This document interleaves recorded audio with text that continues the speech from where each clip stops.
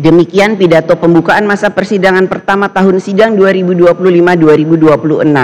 Selanjutnya, marilah kita dengarkan pidato kenegaraan Presiden Republik Indonesia dalam rangka penyampaian keterangan Presiden atas rancangan undang-undang tentang anggaran pendapatan dan belanja negara tahun anggaran 2026 beserta nota keuangan dan dokumen pendukungnya. Kepada Saudara Presiden, kami persilahkan.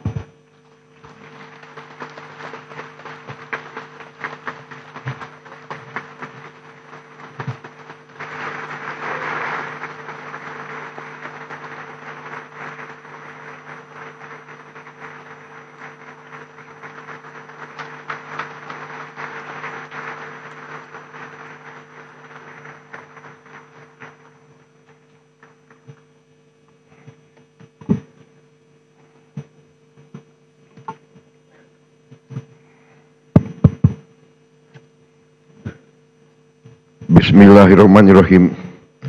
Assalamualaikum warahmatullahi wabarakatuh. Selamat siang, salam sejahtera bagi kita sekalian. Shalom, salve, om swastiastu. Namo Buddhaya, salam kebajikan, rahayu rahayu. Yang saya hormati Saudara Wakil Presiden Republik Indonesia, Saudara Gibran Raka Buming Raka, para pimpinan lembaga negara, Saudara Ketua Majelis Permusyawaratan Rakyat Republik Indonesia, Saudara Ahmad Muzani, beserta para wakil ketua dan seluruh anggota MPR RI yang saya hormati. Ketua Dewan Perwakilan Rakyat Republik Indonesia, Saudari Puan Maharani, beserta para wakil ketua DPR RI yang saya hormati, Wakil Ketua DPR RI Saudara Adis Kadir, Wakil Ketua DPR RI Profesor Sufmi Dasko Ahmad, Wakil Ketua DPR RI Saudara Saan Mustafa, Wakil Ketua DPR RI Saudara Cucun Ahmad Samsurizal, dan seluruh anggota DPR RI yang saya hormati dan saya banggakan. Ketua Dewan Perwakilan Daerah Republik Indonesia Saudara Sultan Bakhtiar Najamuddin, beserta para wakil ketua dan anggota DPD RI yang saya hormati. Ketua Mahkamah Agung Republik Indonesia Profesor Dr. Sunarto, Ketua Mahkamah Konstitusi Republik Indonesia Saudara Suhartoyo, Ketua Komisi Yudisial Republik Indonesia Profesor Amzulian Rifai yang saya hormati. Ketua Badan Pemeriksa Keuangan Republik Indonesia Saudari Isma Yatun yang saya hormati. Para Menteri Koordinator, para Menteri, Kepala Badan, Pimpinan Lembaga, Jaksa Agung, Panglima TNI, Kapolri, Kepala BIN, para Wakil Menteri, serta seluruh anggota Kabinet Merah Putih yang saya hormati. Yang terhormat, para pimpinan partai politik, Partai PDI Perjuangan, diwakili oleh Saudari Puan Maharani. Ketua Umum Partai Golongan Karya, Saudara Bahlil Lahadalia. Ketua Umum Partai Gerindra, hadir saya sendiri. Ketua Umum Partai Amanat Nasional Saudara Zulkifli Hasan. Ketua Umum Partai Demokrat Saudara Agus Harimurti Yudhoyono. Ketua Umum Partai Kebangkitan Bangsa Saudara Abdul Muhaimin Iskandar. Presiden Partai Keadilan Sejahtera Saudara Al-Muzammil Yusuf. Partai Nasional Demokrat diwakili Wakil Ketua MPR RI Saudari Lestari Murdiyat. Yang saya hormati rekan-rekan pers, media, para tamu undangan sekalian, dan yang saya cintai seluruh rakyat Indonesia, sebangsa dan setanah air, dimanapun engkau berada. Hadirin sekalian yang berbahagia, saudara-saudara sebangsa dan setanah air, puji syukur kita panjatkan kehadirat Allah Subhanahu wa taala atas rahmat dan hidayahnya. Pada hari ini kita dapat menghadiri rapat paripurna Dewan Perwakilan Rakyat Republik Indonesia dalam suasana yang aman, tentram, dan damai. Izinkan saya menyampaikan pidato pengantar rancangan undang-undang tentang anggaran pendapatan dan belanja negara RAPBN tahun anggaran 2026 beserta nota keuangannya. Pada kesempatan yang baik ini, saya ingin menyampaikan apresiasi yang setinggi-tingginya kepada pimpinan dan anggota DPR RI atas kerjasama dan dukungan selama ini dalam penyusunan dan pelaksanaan APBN. Insya Allah, ikhtiar kita bersama akan berkontribusi bagi terwujudnya kesejahteraan rakyat Indonesia. Pimpinan dan anggota Dewan yang saya hormati, hari ini saya berdiri di hadapan saudara-saudara untuk menyampaikan pidato pengantar rancangan APBN tahun 2026. Ini adalah APBN pertama yang saya rumuskan sebagai Presiden Republik Indonesia.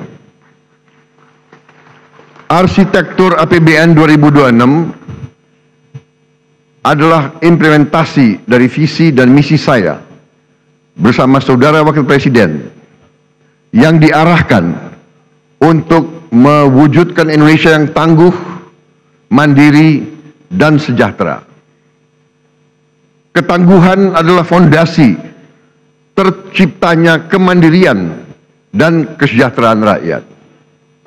Kita akan perkuat ketahanan di bidang pangan, energi, ekonomi, dan pertahanan. Sumber daya alam harus dikelola demi rakyat, bukan demi segelintir kelompok manusia Indonesia. Hilirisasi akan kita perluas.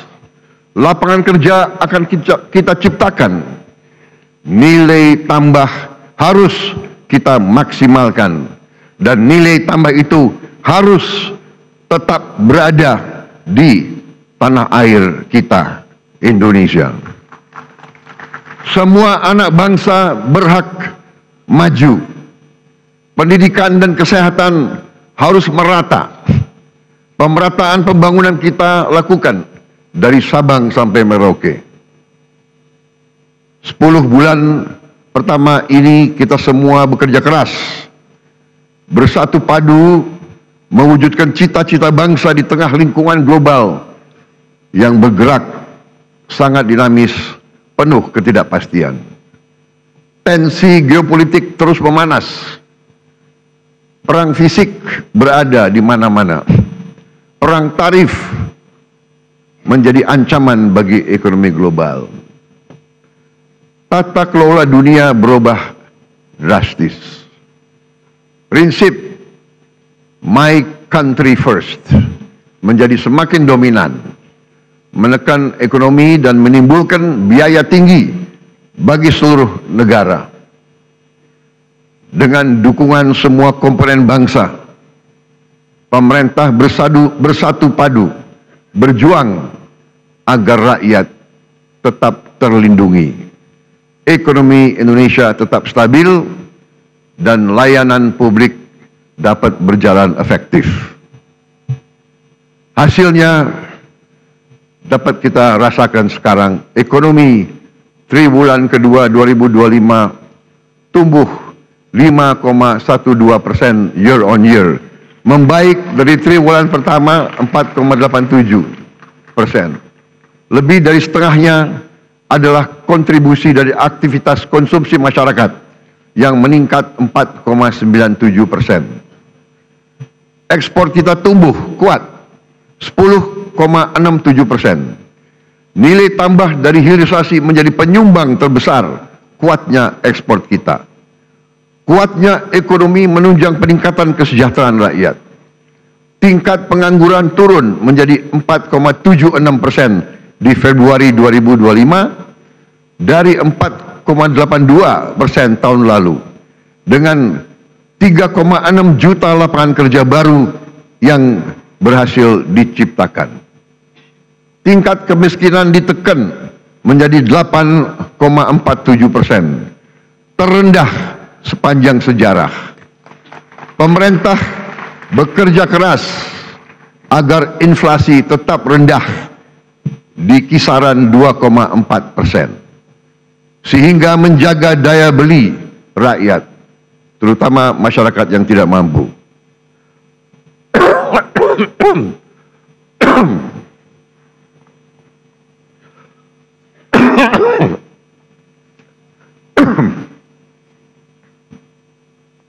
Maaf, tadi pagi agak semangat pidato saya.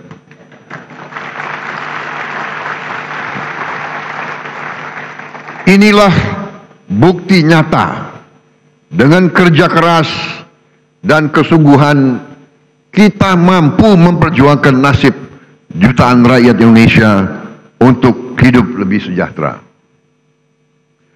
Optimisme dan kepercayaan investor terhadap kinerja dan prospek perekonomian Indonesia tinggi. Realisasi investasi paruh pertama 2025 mencapai target APBN. Dan pasar saham kita pun menunjukkan perkembangan menggembirakan di tengah situasi global yang sangat tidak pasti. Berbagai program unggulan kita sudah dirasakan rakyat. Makan bergizi gratis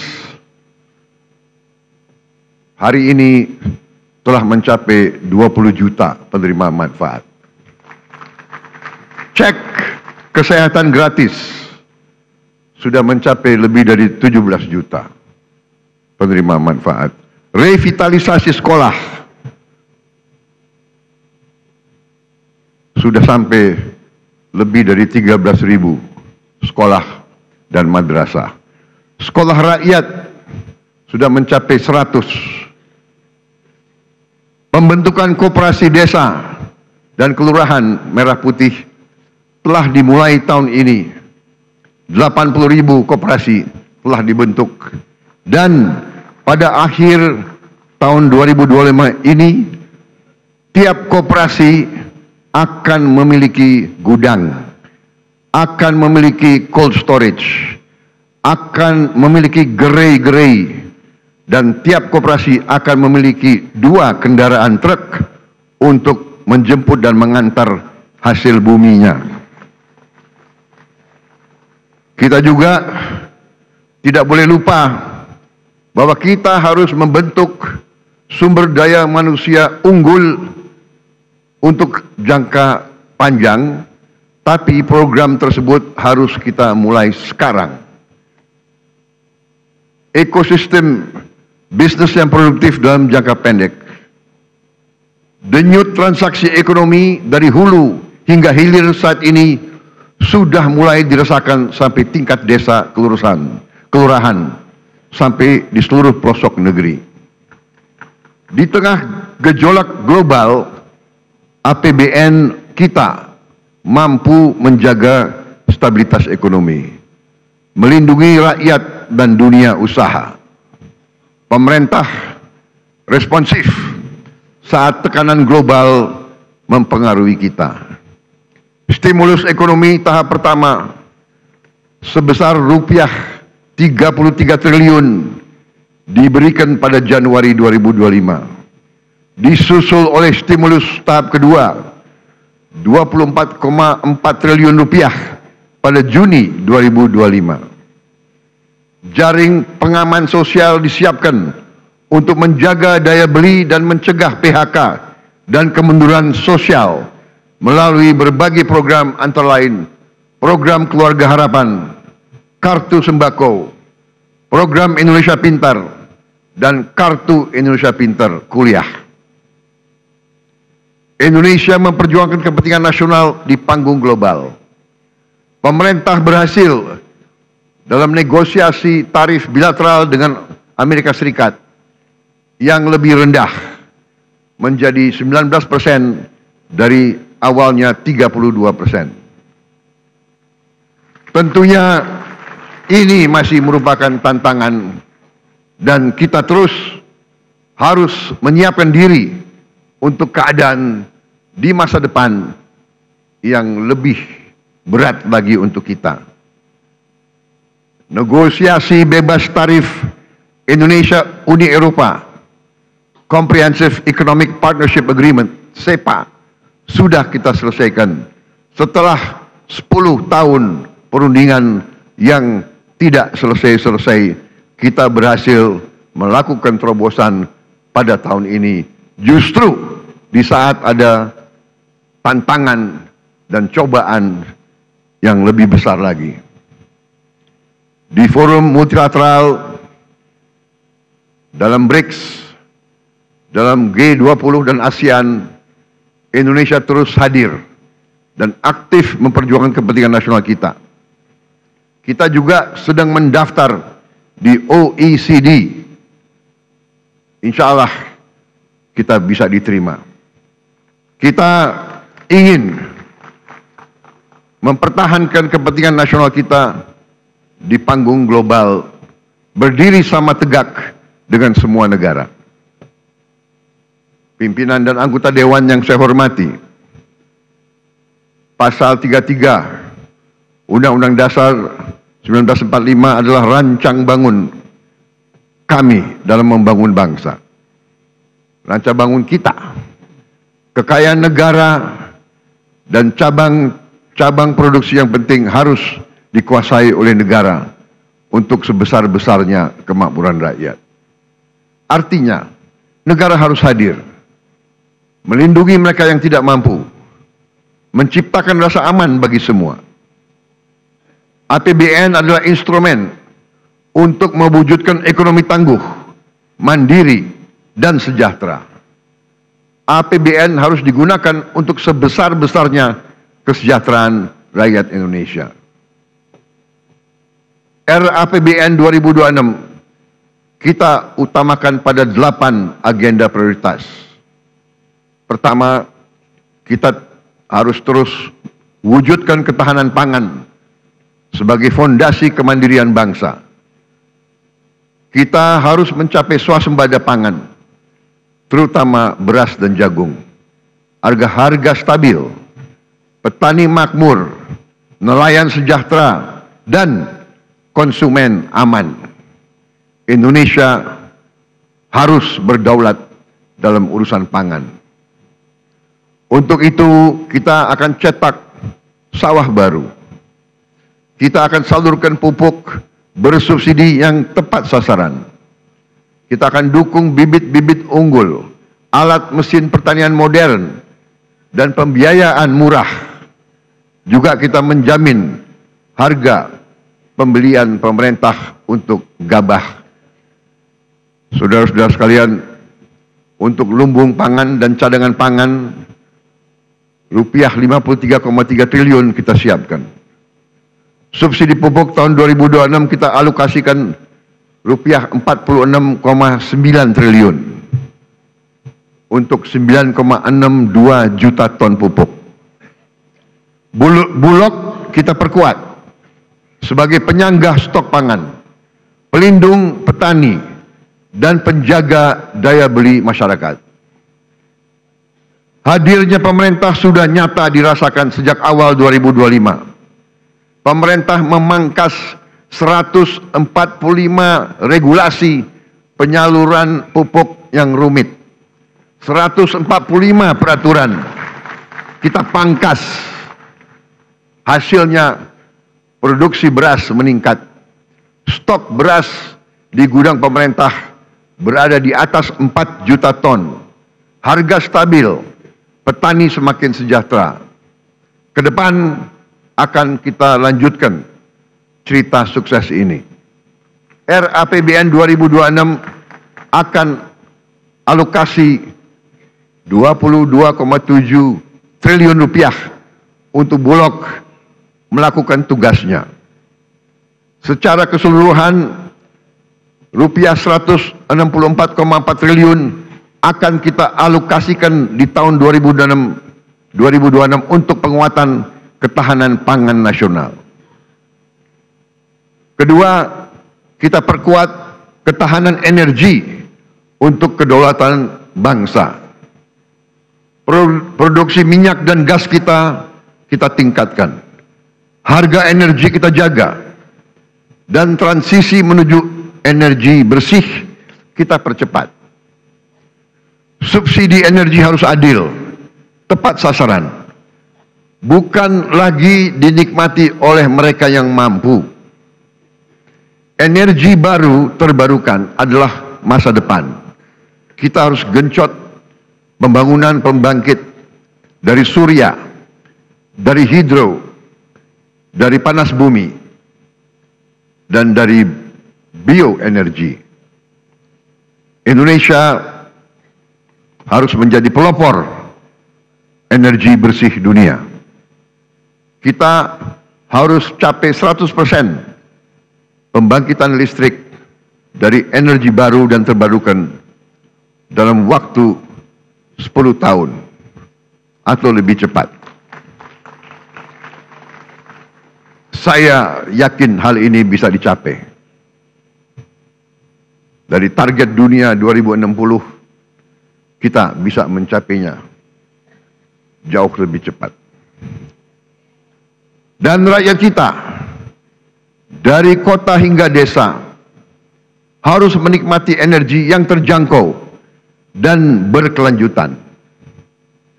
Berbagai dukungan APBN untuk penguatan ketahanan energi ditempuh melalui subsidi energi, insentif perpajakan, pengembangan EBT, serta penyediaan listrik desa. Secara keseluruhan di tahun 2006, dukungan fiskal pemerintah yaitu rupiah 402,4 triliun untuk ketahanan energi. Ketiga, kita bangun generasi unggul, anak-anak kita, melalui makan bergizi gratis. Generasi unggul lahir dari tubuh yang sehat, dengan gizi terpenuhi. Kita hilangkan stunting dalam waktu yang secepat-cepatnya. Program makan bergizi gratis telah dilaksanakan di seluruh provinsi dan terus dibangun agar menjangkau seluruh pelosok negeri. MBG kita targetkan mampu menjangkau 82,9 juta siswa, ibu hamil dan balita akan menerima manfaat asupan gizi optimal melalui satuan pelayanan pemenuhan gizi yang dibangun di seluruh pelosok negeri. Kedepan, program ini akan efektif memberi manfaat lebih luas dan optimal bagi masyarakat. MBG meningkatkan kualitas gizi anak-anak kita, kualitas SDM masa depan Indonesia, dan juga memberdayakan UMKM dan ekonomi lokal yang akan tumbuh semakin kuat, menciptakan ratusan ribu lapangan kerja baru, dan memberdayakan jutaan petani, nelayan, peternak, dan pelaku-pelaku UMKM. Alokasi anggaran untuk MBG tahun 2026 kita alokasikan sebesar 335 triliun rupiah. Keempat, kita wujudkan pendidikan bermutu. Pendidikan adalah senjata paling ampuh untuk mencetak SDM unggul yang berdaya saing global. Pendidikan adalah instrumen untuk memberantas kemiskinan. Pemerintah berkomitmen memenuhi anggaran pendidikan 20%, yaitu sekitar 757,8 triliun untuk tahun 2026. Terbesar sepanjang sejarah NKRI. Tapi kita harus waspada. Anggaran pendidikan harus tepat sasaran. Kita tingkatkan kualitas guru, perkuat pendidikan vokasi, selaraskan kurikulum dengan kebutuhan dunia kerja. pemerintah menyiapkan beasiswa bagi siswa dan mahasiswa dengan program Indonesia Pinter untuk 21,1 juta siswa. KIP kuliah untuk 1,2 juta mahasiswa. Dan peningkatan kualitas fasilitas sekolah kampus dialokasikan sebesar 150,1 triliun. Untuk gaji guru, penguatan kompetensi dan kesejahteraan guru, serta dosen dialokasikan sebesar rupiah 178,7 triliun. Tunjangan profesi guru non-PNS dan tunjangan profesi guru ASN daerah disiapkan secara memadai. Sekolah rakyat dan sekolah unggul Garuda dan sekolah unggul Garuda Transformasi kita perkuat sebagai jembatan pembangkit harapan bagi anak-anak miskin untuk meraih pendidikan terbaik. Kita dorong LPDP untuk menyediakan beasiswa lebih masif lagi di berbagai universitas terbaik dunia. Tahun 2026 LPDP ditargetkan dapat memberi beasiswa sebanyak 4.000 mahasiswa. Semua untuk mewujudkan generasi cerdas, inovatif, produktif, yang siap bersaing di panggung global. Kita harus mengejar ketertinggalan kita di bidang sains, teknologi, engineering, dan matematik. Kelima, kita hadirkan kesehatan berkualitas yang adil dan merata. Pelayanan kesehatan adalah hak setiap warga negara. Anggaran kesehatan kita pusatkan memperkuat efektivitas dan memperluas akses layanan asuransi kesehatan dengan program jaminan kesehatan nasional. Anggaran kesehatan kita utamakan untuk meringankan beban masyarakat, merevitalisasi rumah sakit, mempercepat penurunan stunting, memberi bantuan gizi untuk balita dan ibu hamil, mengendalikan penyakit menular, menurunkan TBC, tuberculosis, melaksanakan cek kesehatan gratis. Dengan demikian kita dapat mencegah penyakit menjadi lebih berat, menghemat uang yang sangat besar dari rakyat, dari pemerintah. Kita tingkatkan semua fasilitas kesehatan. Masyarakat miskin dan rentan dijamin memperoleh layanan kesehatan yang berkualitas. Setiap tahun pemerintah menanggung sepenuhnya biaya asuransi kesehatan bagi 96,8 juta jiwa masyarakat miskin dan rentan. Secara keseluruhan, anggaran kesehatan tahun 2026 dialokasikan 244 triliun. Keenam, kita hidupkan perekonomian rakyat melalui penguatan koperasi desa, kelurahan merah putih. Desa kita bangun, koperasi kita bangkitkan kembali, usaha mikro, kecil dan menengah kita berdayakan, serta ekonomi lokal kita tumbuhkan. Desa dan kelurahan akan menjadi tulang punggung ekonomi kerakyatan. Kita akan percepat pembangunan desa mandiri, koperasi dan UMKM dengan berlandaskan semangat gotong royong.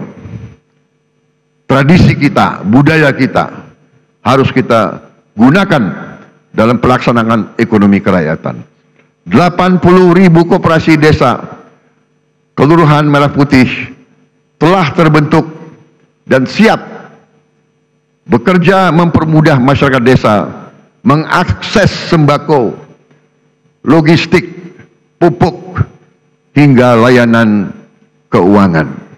Tidak boleh ada rakyat kita lagi yang pinjam uang dari rentenir dengan bunga yang tidak masuk akal.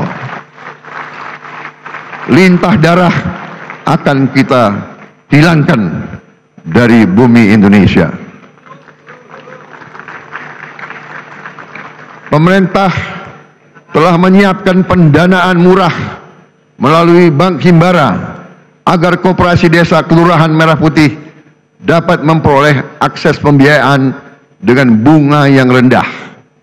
Ini adalah pendekatan baru yang akan menghidupkan ekonomi lokal di pedesaan, memotong rantai distribusi logistik yang rumit, menciptakan lapangan kerja baru, dan menghapus kemiskinan, sekaligus memperkuat ketahanan pangan di desa.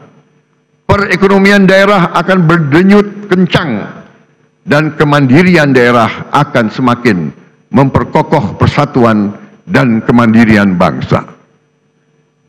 Ketujuh, kita akan perkuat pertahanan rakyat semesta untuk menjaga kedaulatan bangsa kita.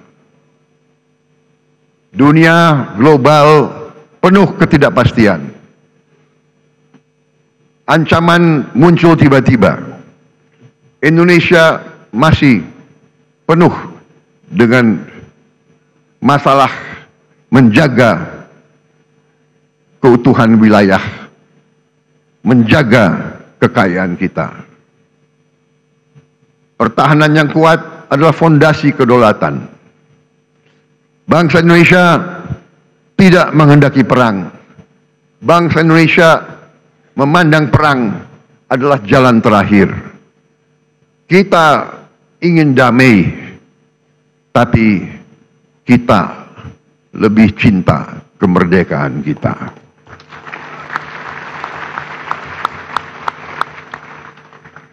Kita ingin damai, tapi kita mengerti sejarah manusia mengajarkan kepada kita bahwa mereka yang tidak punya pertahanan yang kuat biasanya dilindas oleh bangsa-bangsa yang lebih kuat. Biasanya kekayaannya diambil, dirampok, dan itulah yang terjadi ratusan tahun kepada bumi Nusantara kita ini. Kita tidak mau lagi menjadi sapi perahan bangsa-bangsa lain. Saudara-saudara sekalian, riset dari Universitas Oxford menceritakan kepada kita bahwa mereka, Belanda yang memegang dan menduduki Indonesia, selama mereka duduki Indonesia, Nusantara, GDP per kapita mereka tertinggi di dunia. Artinya, siapa yang kuasai kekayaan Indonesia, GDP per kapitanya akan sangat tinggi, akan menjadi salah satu dari 3 atau 4 di dunia. Dan itu yang kita tuju. Kita harus kuasai, kendalikan, membela, dan mengelola semua kekayaan bangsa Indonesia. Untuk itu, kita harus modernisasi alat utama sistem pertahanan, memperkuat komponen cadangan kita. Kita berdayakan industri strategis nasional serta kesejahteraan para prajurit patriot bangsa. Alhamdulillah, Yang Maha Kuasa telah memberi karunia kepada kita. Kita memiliki mineral-mineral yang disebut tanah jarang, rare earth. Kita memiliki semua rare earth yang ada di dunia, kita miliki. Dan rare earth ini vital untuk kehidupan teknologi tinggi, untuk kehidupan modern, dan juga untuk pertahanan modern. Saudara-saudara sekalian, kita harus menciptakan sumber daya manusia yang unggul agar semua sumber daya alam kita bisa kita manfaatkan secepat-cepatnya. Kedelapan, kita percepat investasi dan perdagangan global. APBN sebagai katalis. Peran dan antara Indonesia dan swasta harus semakin diperkuat sebagai motor penggerak ekonomi. Melalui Dana Antara Indonesia kita perkuat investasi produktif dan mewujudkan Indonesia lebih kuat dalam rantai pasok dunia. Profesionalisme, kompetensi, dan integritas akan menjadi pijakan, didukung tata kelola, transparan, dan akuntabel. Inilah momentum bagi Indonesia untuk menjadi kekuatan ekonomi global. Berbagai proyek hilirisasi dengan nilai investasi sekitar 38 miliar dolar akan kita percepat. Proyek ini mencakup berbagai sektor, termasuk pertambangan mineral, hilirisasi batubara, pertanian, perikanan, serta energi baru dan terbarukan.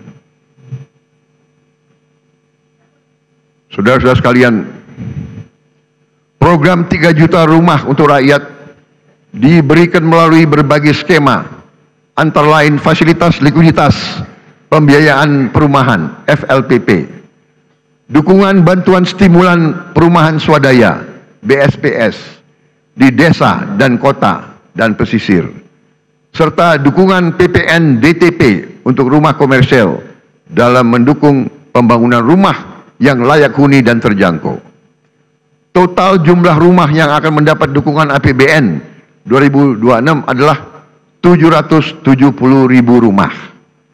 Hadirin yang saya muliakan, saudara-saudara sebangsa dan setanah air, untuk mendukung agenda pembangunan di tengah gejolak global, arsitektur APBN 2026 dirancang sebagai berikut. Belanja negara dialokasikan 3.786,5 triliun rupiah. Pendapatan negara ditargetkan mencapai 3.147,7 triliun rupiah. Defisit APBN dirancang 638,8 triliun rupiah atau 2,48% PDB. Ditopang pembiayaan yang prudent, inovatif, dan sustainable. Dan pemerintah yang saya pimpin berjanji di hadapan majelis ini, kami akan terus melaksanakan efisiensi sehingga defisit ini kita ingin tekankan sekecil mungkin. Dan adalah harapan saya, adalah cita-cita saya untuk suatu saat, apakah dalam 2027 atau 2028, saya ingin berdiri di depan majelis ini, di podium ini, untuk menyampaikan bahwa kita berhasil punya APBN yang tidak ada defisitnya sama sekali.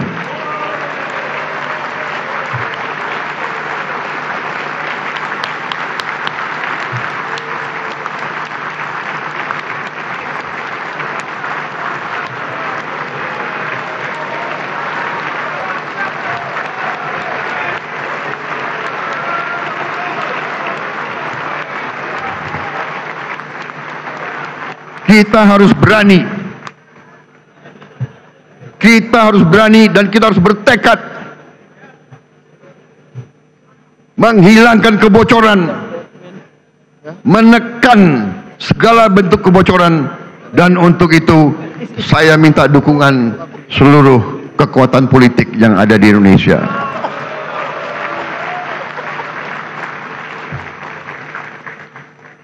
Negara kita besar, negara kita makmur. Kalau kita atur dengan baik, semuanya akan merasakan, semuanya akan menikmati. Kita akan mengembangkan pembiayaan kreatif dan inovatif yang lebih masif, sehingga tidak hanya mengandalkan APBN. APBN didesain tetap fleksibel, agar adaptif dan responsif untuk meredam guncangan. Untuk itu, APBN harus terus dijaga tetap sehat dan kredibel. melalui optimalisasi pendapatan, penguatan kualitas belanja, serta inovasi pembiayaan. Optimalisasi pendapatan negara harus dilakukan secara konsisten. Pajak adalah instrumen untuk keadilan, untuk redistribusi pendapatan. Yang kaya bayar pajak, yang tidak mampu dibantu. Penerimaan perpajakan akan terus ditingkatkan dengan tetap melindungi iklim investasi dan keberlanjutan dunia usaha.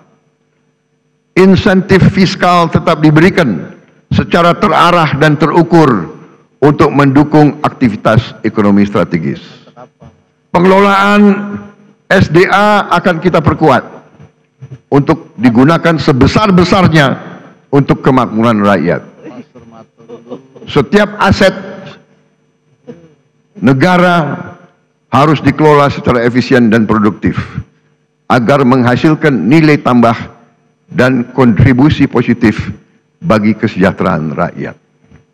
Dalam dunia bisnis, dalam dunia usaha, kita mengenal istilah return on asset. Dalam bisnis dikatakan bisnis itu baik dan berhasil kalau return on asset adalah sekitar 12%. Katakanlah konservatif 10%. Katakanlah untuk bangsa Indonesia cukup 5%. Saudara-saudara sekalian, aset yang dimiliki bangsa Indonesia yang berada di BUMN-BUMN kita, asetnya adalah senilai lebih dari 1.000 triliun US dollar. Harusnya BUMN itu menyumbang kepada kita minimal 50 miliar dolar. Kalau 50 miliar dolar, APBN kita tidak defisit, saudara sekalian.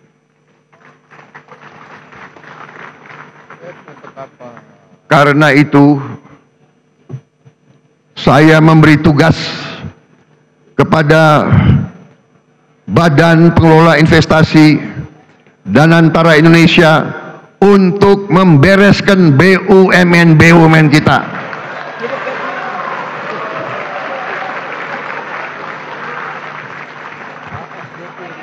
Tadinya pengelolaannya secara tidak masuk akal.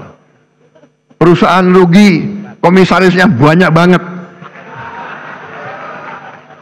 Saya potong setengah komisaris, paling banyak 6 orang, kalau bisa cukup 4 atau 5.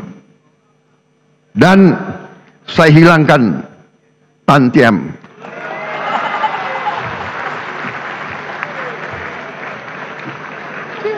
Saya pun tidak mengerti apa arti tantiam itu. Itu akal-akalan mereka saja. Dia memilih istilah asing supaya kita tidak mengerti apa itu tantian. Saudara-saudara, masa ada komisaris yang rapat sebulan sekali, tantiamnya 40 miliar setahun.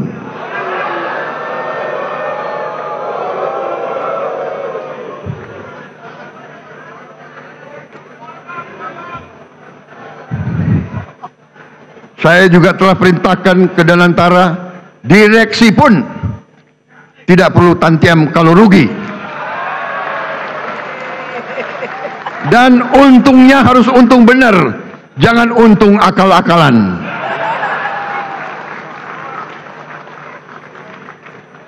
Kita sudah lama jadi orang Indonesia.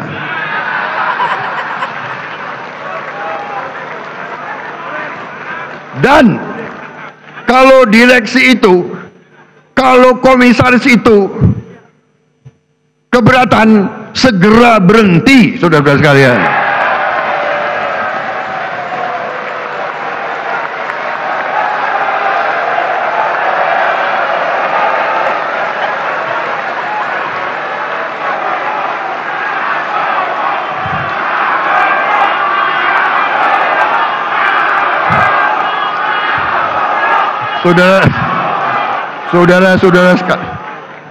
Saudara-saudara sekalian, pemilu masih lama.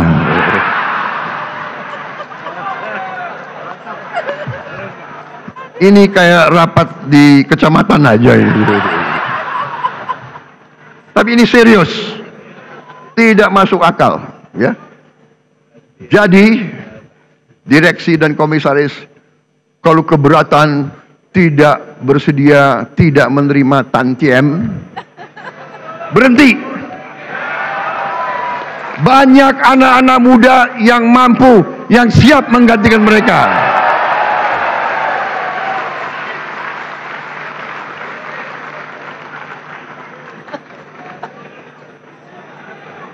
Saudara-saudara sekalian, setiap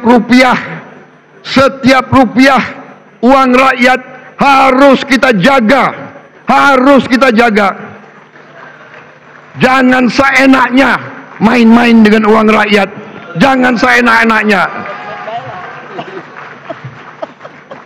Kualitas belanja negara harus terus kita tingkatkan. Kita terus mendorong efisiensi belanja. Saudara-saudara, setiap rupiah harus memberi manfaat yang nyata. Belanja operasional yang tidak efisien dipangkas. Belanja negara harus memberi manfaat, menciptakan lapangan kerja, memperkuat daya beli, dan meningkatkan kualitas layanan publik. Peran APBN didorong untuk lebih proporsional.